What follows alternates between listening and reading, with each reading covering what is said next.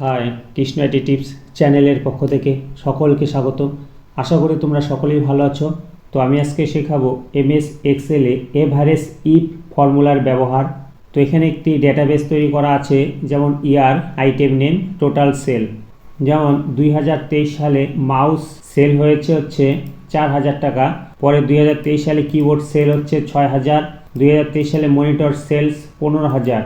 তো এইভাবে 2023 সালে যে সমস্ত আইটেম সেল হয়েছে সেটি কিন্তু পাশে কিন্তু অ্যামাউন্ট এখানে দেওয়া আছে, টোটাল সেল।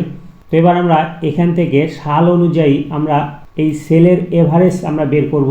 এর জন্য আমরা এখানে সাম ইফ ফর্মুলা ব্যবহার করব।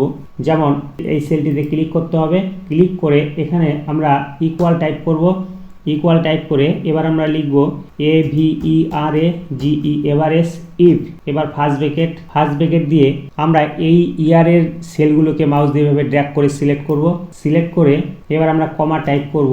কমা টাইপ করে এবার আমরা ক্রাইটেরিয়া সেলটিকে সিলেক্ট করব, অর্থাৎ ইয়ার এই সেলটিকে আমরা সিলেক্ট করব। সিলেক্ট করে কিবোর্ড থেকে কমা টাইপ করব। এবার টোটাল সেলগুলোকে মাউস দিয়ে এভাবে ড্র্যাগ করে সিলেক্ট করতে হবে। সিলেক্ট করার পর আমরা ব্র্যাকেট ক্লোজ করব। ক্লোজ করে এবার কিবোর্ড থেকে এন্টার কি প্রেস করব। তো এন্টার কি প্রেস করার সঙ্গে সঙ্গে কিন্তু এখানে ফর্মুলাটি অ্যাপ্লাই হয়ে যাবে। তো এরপরে আমরা ইয়ারে যদি এই সেলে যদি আমরা ইয়ারটি বসিয়ে দিই, যেমন হচ্ছে 2023 যদি আমরা টাইপ করি আর বাইরে যদি ক্লিক করি, সঙ্গে সঙ্গে কিন্তু দেখাচ্ছে যে 2023 সালে টোটাল 12,200 টাকা হচ্ছে এভারেজ সেল। এবার আমরা যদি এখানে 2024 করে দেই, তো এখানে কিন্তু দেখাচ্ছে 2024 সালে 5580 টাকা সেলস। তো এইভাবে কিন্তু আমরা অনেক বড় ডেটাবেস থেকে আমরা কিন্তু ইয়ার টাইপ করে এভারেজ বের করতে পারবো। এছাড়াও আমরা আইটেম টাইপ করেও কিন্তু এভারেজ বের করতে পারবো। তো আমি নিচে দেখাচ্ছি কিভাবে আইটেম টাইপ করে এভারেজ বের করব। তো সেম একইভাবে আমাদের এই এভারেজ এই সেলটিতে ক্লিক করতে হবে। ক্লিক করে কিবোর্ড থেকে ইকুয়াল টাইপ করে এবার এভারেজ আমরা টাইপ করব, AVERAGE এভারেজ ইফ টাইপ করে ব্র্যাকেট টাইপ করব।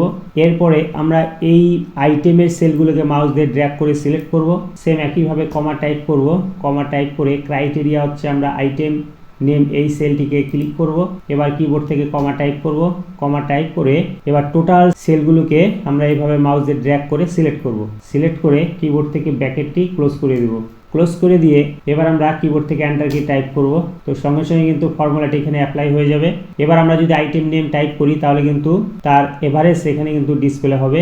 তো আমরা এখানে যে কোনো আইটেম যখন টাইপ করব সঙ্গে সঙ্গে কিন্তু এভারেজ এখানে দেখাবে।